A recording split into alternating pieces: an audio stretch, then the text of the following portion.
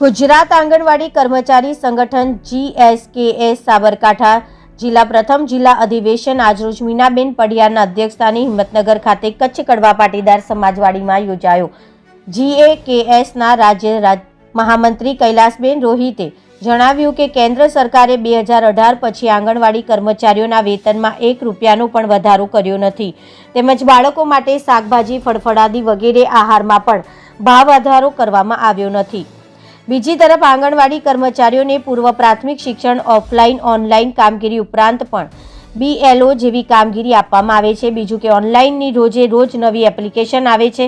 સરકારે મોબાઈલ આપ્યા નથી, જે તે લોકેશનમાં નેટ આવતું નથી, લાભાર્થીઓનું OTP આપતા નથી, તેમજ ફોટા કેપ્ચરની કામગીરી પણ કરી શકાતી નથી। એ કામગીરી કરાવવા માટે વહીવટીતંત્ર તરફથી આંગણવાડી કર્મચારીઓ પર ભારે દબાણ કરવામાં આવે છે, નોટિસો આપવામાં આવે છે, છૂટા કરી દેવાની ધમકી આપવામાં આવે છે। આંગણવાડી કર્મચારીઓ બજેટમાં વેતનમાં કંઈ પણ વધારો થાય તે માટે કાગડોળે રાહ જોઈ રહ્યા હતા, પણ સરકારે કંઈ જ વેતનમાં વધારો કરવાની જાહેરાત કરેલ નથી। આંગણવાડી કર્મચારીઓએ ગુજરાતના આંગણવાડી કર્મચારી સંગઠન GAKSના નેજા હેઠળ તારીખ 5મી માર્ચના રોજથી ઓનલાઈન કામગીરીનો સદંતરપણે બહિષ્કાર કરેલ છે। તેમ છતાંય જો સરકાર તરફથી અમારી માંગણીઓ અંગે નિર્ણય નહીં કરવામાં આવે તો આંગણવાડી કર્મચારીઓ સદંતરપણે કામથી અળગા રહેશે। આંગણવાડી કર્મચારીઓના કમનસીબે આકરો નિર્ણય લેવાની ફરજ પડશે। સંમેલનમાં 21 જિલ્લા સમિતિના સભ્યો ચૂંટણી કરવામાં આવી હતી અને જિલ્લા પ્રમુખ તરીકે મીનાબેન પડિયાર અને જિલ્લા મંત્રી તરીકે મીનાબેન પટેલ ચૂંટાઈ આવ્યા હતા। જિલ્લા સંમેલનમાં અરવલ્લી જિલ્લાના GAKSના પ્રમુખ ઉર્મિલાબેન અનસુયાબેન તેમજ કિસાન સભાના રાજ્યમંત્રી પરસોત્તમ પરમારે તેમને લડાયક કામદાર આગેવાન અને એડવોકેટ ડાયાભાઈ જાદવ હાજર રહ્યા હતા।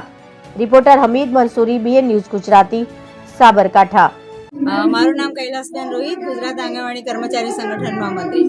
આજે સાબરકાંઠા જિલ્લાની અંદર હિંમતનગર તાલુકામાં ગુજરાત આંગણવાડી કર્મચારી સંગઠનનું આજે જિલ્લા સંમેલન રાખવામાં આવ્યું છે। અમે ઘણા સમયથી આ સંગઠન દ્વારા સરકાર સામે લડી રહેલા છે। વેતન વધારા માટે, નવા મોબાઈલ માટે જે વધારાની કામગીરી કરાવવામાં આવે છે એને સરકારશ્રી ઓછી કરે, આ તમામ મુદ્દાઓને લઈ અને 18 જેટલી માંગણીઓને લઈને અમે આંદોલનો પર કરી રહેલા છે। છેલ્લા ઘણા સમયથી અમે અમદાવાદની અંદર 4 મોટી રેલીઓ પણ કાઢી। છેલ્લા હમણાં 9મી જાન્યુઆરીએ પણ અમદાવાદની અંદર 20,000 બહેનોની રેલી કરવામાં આવી, પરંતુ આ જાડી જામડીની સરકાર જે અમારા નાના કર્મચારીઓનો કોઈ પ્રશ્ન સાંભળવા તૈયાર નથી। તો આજે અમે છેલ્લા 5મી તારીખથી 5મી માર્ચથી ઓનલાઈન કામગીરી તમામ બંધ કરેલી છે અને દરેક જિલ્લાઓની અંદર અમે પૂરેપૂરા સંગઠનને એક કરવા માટેના અમે પ્રયાસ કરી રહેલા છે અને આજે સાબરકાંઠાની અંદર આ સંમેલન રાખ્યું છે, જિલ્લા સંમેલન। આ સંમેલનની અંદર જિલ્લાની કમિટી બનાવવામાં આવશે અને જિલ્લા કમિટી દ્વારા આખા જિલ્લાનું હેન્ડલ એ કમિટી દ્વારા કરવામાં આવશે, એનું આયોજન અહીંયા કરવામાં આવ્યું છે। આ લડત જે લડી રહ્યા છે એમાં સરકારશ્રી જો હજી પણ અમારી માંગણી નહીં સંતોષે, અમારા સવાલ નહીં ઉકેલે, આજે હજી 14 તારીખથી સત્ર ફરીથી શરૂ થનાર છે અને એમાં પણ જો આંગણવાડી બહેનો માટેના કોઈ વેતન વધારાની જાહેરાત કરવામાં નહીં આવે કે નવા મોબાઈલની વ્યવસ્થા કરવામાં નહીં આવે તો અમારી ઓનલાઈન કામગીરીનો જે અત્યારે બહિષ્કાર કરેલ છે એ બહિષ્કાર અમારો ચાલુ જ રહેશે જ્યાં સુધી અમારી માંગણી નહીં સંતોષાય ત્યાં સુધી। અને જો સરકાર નહીં સાંભળે તો હજી પણ વધુ ઉગ્ર આંદોલનની અમે અહીંયાથી તૈયારીઓ કરી રહ્યા છીએ। અને આ તમે જે 5 તારીખથી જે ઓનલાઈન કામગીરી બંધ કરેલી છે એના પછી જે નોટિસો આપવામાં આવેલી છે કાર્યકરોને, તો એ વિશે શું કહેશો તમે?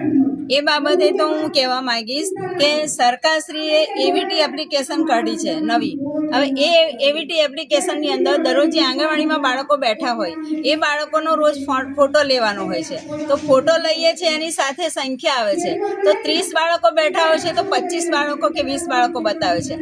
સરકારશ્રીનું કહેવું છે અને અધિકારીઓનું પણ કહેવું છે સ્થાનિક કે જેટલા ફોટાની અંદર બાળકોની સંખ્યા બતાવશે એટલું જ રાશન અને એટલું જ તમારા એ મહિનાના બિલો મંજૂર કરવામાં આવશે। તો અમે એ રજૂઆત કરીએ છીએ, સ્થાનિક અધિકારીને પણ કહીએ છીએ કે હાલ દબાણ બહુ જ આવી રહ્યું છે, તમે એપ્લિકેશનો ચાલુ કરાવવા માંગો છો, એવીટી કરાવવા માંગો છો, અત્યારે એમ કહેવામાં આવે છે કે એવીટી કામગીરી નહીં કરો તો તમારા બિલ કાપી નાખવામાં આવશે, તમારું વેતન કાપી નાખવામાં આવશે, તમારે રાશન નહીં મળે। તો અમે ચોખ્ખી રજૂઆત કરીએ છીએ અને અધિકારીઓને પણ કહેવા માંગીએ છીએ કે સરકારશ્રીએ જે એવીટી એપ્લિકેશન કાઢી છે ને એને પહેલાં સુધારવાનો પ્રયત્ન કરો અને જે બાળકોના પોષણનો જે હક સરકાર છીનવી રહી છે એવીટી એપ્લિકેશન દ્વારા એમાં તમે પહેલા રજૂઆત કરો અને સરકારશ્રીને કહો કે આ બહેનોને નવા મોબાઈલની વ્યવસ્થા કરે અને જ્યાં વધારાની કામગીરી રોજે રોજ કરાવવામાં આવે છે તો એનું વેતન પણ વધારવામાં આવે.